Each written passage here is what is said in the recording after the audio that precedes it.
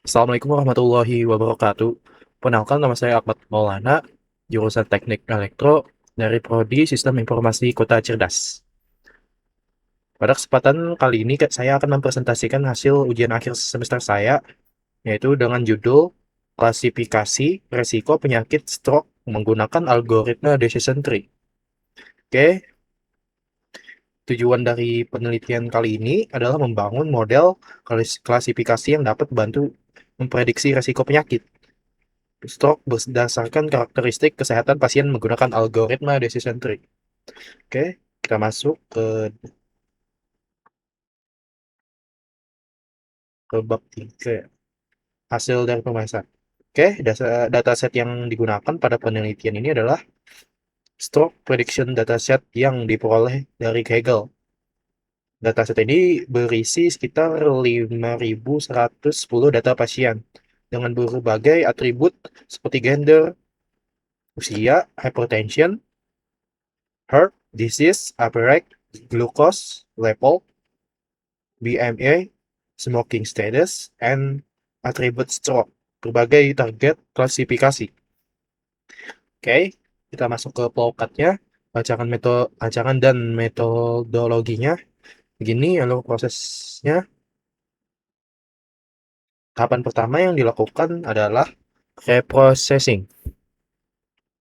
Lalu kita melakukan penghapusan kolom ID, isi missing value BMI dengan median. Karena pada tahap ini ID dihapus tidak berpengaruh terhadap proses klasifikasi. Selanjutnya dilakukan penanganan missing value. Missing value ini pada atribut BMI dengan menggunakan nilai median. Setelah itu data kategorikal. Lalu kita split datanya menjadi data testing, data training. Berikut datasetnya yang kita bagi ya, yaitu 80% dari data trainingnya dan 20% lagi dari data testingnya. Data training digunakan untuk melatih modelnya, sedangkan data testing itu digunakan untuk menguji performa model yang telah dibuat. Oke, kita masuk ke machine learning-nya. Metode ini saya menggunakan decision tree classifier. Algoritma ini bekerja dengan membentuk struktur pohon keputusan berdasarkan atribut yang terdapat pada dataset sehingga dia itu mampu menghasilkan proses kualifikasi yang mudah dipahami dan diinterpretasikan. Oke, kita masuk ke preprocessing. Saya mau dibuat datanya. Oke, pada tahap preprocessing yang dilakukan ini, hapus kolom ID karena tidak pengaruh terhadap kualifikasi, misi missing value pada kolom BMI dengan nilai median, mengubah menjadi label encoding. Oke, bagian ini implementasi ini kita lihat di sini ya. Oke, kita masuk ke split data. Oke, setelah itu datasetnya dibagi menjadi data training dan testing dengan perbandingan 80% dan data testingnya 20%.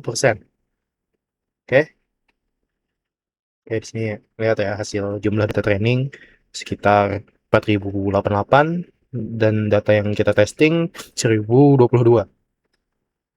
Oke, kita lihat kode decision trees. Oke, selanjutnya melakukan pelatihan model menggunakan algoritma decision tree dengan data yang telah dihasilkan sebelumnya.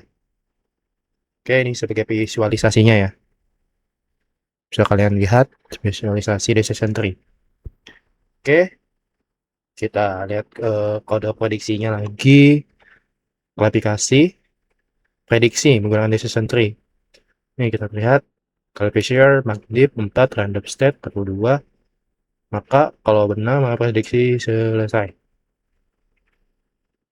Tunjukkan conversion and metricnya di sini kita lihat. Selanjutnya yang dilakukan evaluasi model menggunakan conversion metric dan classification report. Berdasarkan hasil pengujian diperoleh nilai akurasi terbesar ialah 94,81%. Bisa kalian dilihat di sini akurasinya. Ya, hasil tersebut menunjukkan bahwa model mampu melakukan klasifikasi dengan baik pada sebagian besar data yang telah saya uji. Oke. Nah, di sini sebagai visualisasinya tadi, kita melihat struktur pohonnya. Sini struktur pohon, tulisannya yang terbentuk dari proses seperti model visualisasi. Ini membantu memahami bagaimana model ambil keputusan berdasarkan atribut yang tersedia pada dataset. Sini visualisasi compression metricnya. Kalian lihat. Oke, jadi kesimpulan. Pada kesimpulannya di sini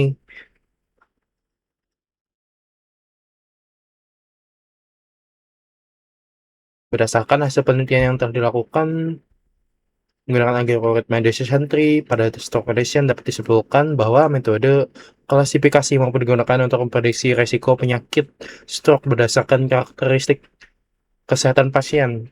Tahapan penelitian ini dimulai dari proses pre-processing data, pembagian data menjadi data training dan data testing, platform model decision tree hingga evaluasi menggunakan conversion metric dan classification report. Berdasarkan hasil pengujian diperoleh nilai akurasi sebesar 94,81%. Hasil tersebut menunjukkan bahwa model mampu melakukan klasifikasi dengan baik pada besar data yang diuji. Dengan demikian, algoritma decision tree dapat digunakan sebagai salah satu metode untuk membantu prediksi resiko penyakit stroke berdasarkan data yang digunakan.